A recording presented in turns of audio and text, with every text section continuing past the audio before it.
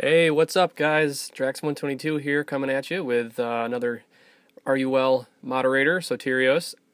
We have a awesome video for you today. This is going to be my first HD video that I've ever made. It's a little tip on how to boost the Backstabber Commendation in Spartan Ops.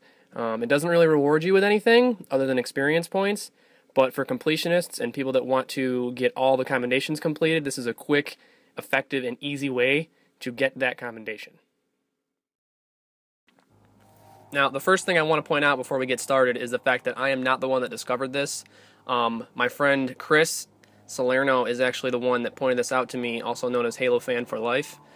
He runs a blog and has his own website for said blog, and I will put the link to that in the description, so you guys make sure you go over there and check out his site. And he posts new stuff like every day, even the daily and weekly challenges.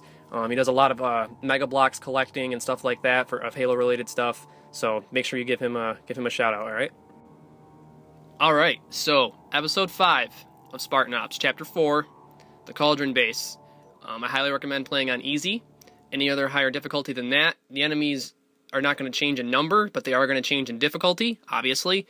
So playing on easy is just the simplest answer. You can get it done a lot quicker, and it's a lot more effective.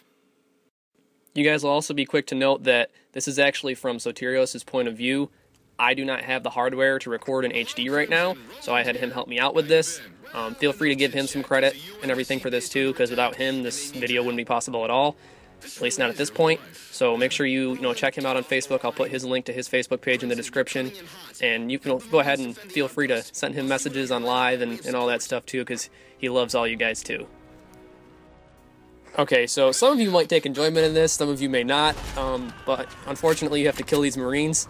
Every single Marine in the mission, actually, and that's so that they don't kill the enemies for you, and so you have the maximum amount of kills that you can possibly get. They may turn on you, but you're going to be in a Mantis anyway, so it's really not that big of a deal. After walking a little while in the Mantis, you're going to come across these guys on the ground here, and there's going to be a Phantom that comes in and drops a few more off. You're going to want to just kill these guys with the Mantis and continue on your way, because if you don't take these guys out, they're just going to be a nuisance.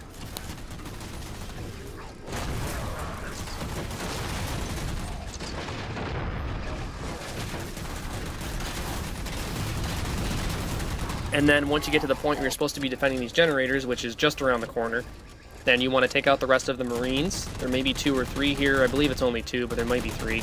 And then do not activate the turrets. No matter how much Miller begs and pleads you to activate the turrets, don't do it, because you're going to want to take out all these enemies yourself. You don't want the turrets doing it for you. And then I recommend leaving the Mantises where we just left them, and then hiding behind them. They provide great cover. The enemies won't see you. And then this is the fun part. If you watch, these enemies are so focused on the generators half the time that they will not even acknowledge you. If they don't see you, they won't even shoot at you.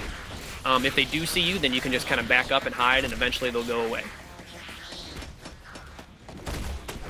A great example of this is right here. If you watch this stupid grunt with the needler, he doesn't even acknowledge Soterios. He just kind of walks straight right past him and just keeps shooting the generator. And then I come up and take him out. And then as you can see here, if you watch me, the amount of assassinations you can get is just crazy. I get like 4 or 5 in a row right here, and it's just non-stop constant the entire time. I'm skipping a lot of gameplay in this video because it's like 7 or 8 waves of enemies that come, elites and grunts, and it's just nuts.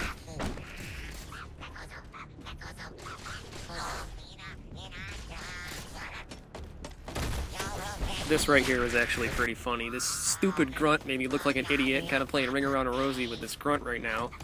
Stupid friggin' thing.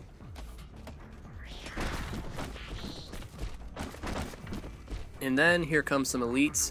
You're going to want to pay attention. You see one here has a concussion rifle. Even though you're on easy, sometimes the grunts and the elites will have energy swords, concussion rifles, or fuel rod cannons. So you're going to want to try and take them out as quickly as possible. I kind of was a little flashy here and tried to do some pretty cool assassinations. Call me lame, but I like being flashy.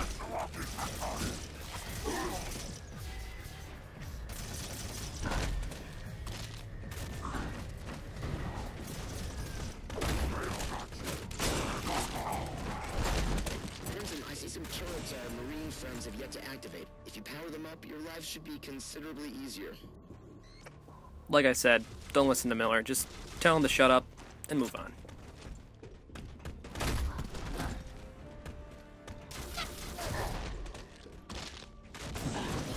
we got kind of lucky here, and we timed these assassinations almost perfectly, and Soterios actually got a level of the commendation completed, so it kind of worked out for this video. So here's proof for you guys that it actually works, not that I'm sure you were doubting anyway.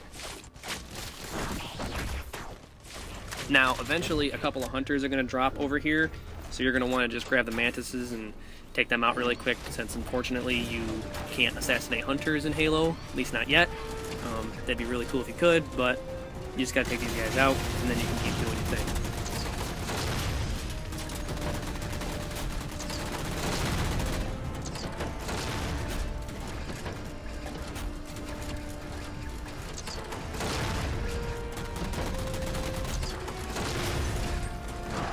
And eventually you'll finally kill the last enemy, just like I do right here. And then you just head over to the other side over here and complete the mission like you normally would. Emergency. What isn't an emergency today, Roland? Spartan Thorn's IFF tag is within Crimson's operational area.